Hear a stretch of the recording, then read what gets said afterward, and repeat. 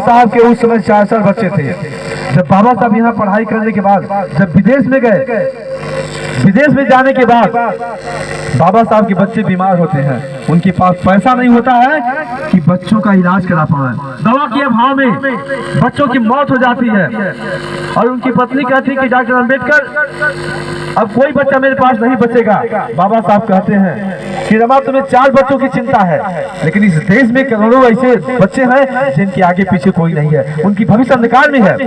उनकी भविष्य को बनाने के लिए बाबा साहब ने इतनी बड़ी कुर्बानी दी, उन्होंने अपने देश को छोड़ करके विदेशों में पढ़ने का काम किया। किताबें नहीं थी मौके पर, किताब नसीब नहीं होता था बाबा साहब को। धन्य रमाबाई, उन्होंने उस समय गोबर से गेहूं निकाल करके उसको धोकर सुखा करके बेच करके बाबा साहब को किताब देने का काम किया रमाबाई ने।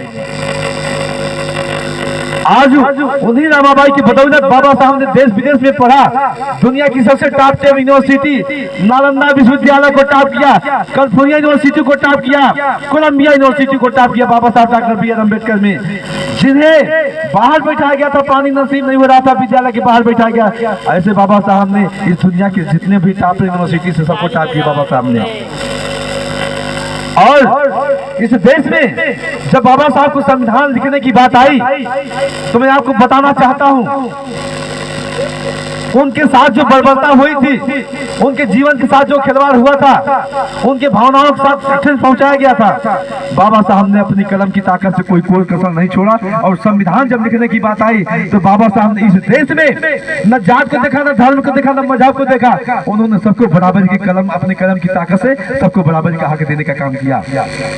डॉक्टर अंबेडकर ने इस देश में महिलाओं को पढ़ने का अधिकार नहीं था।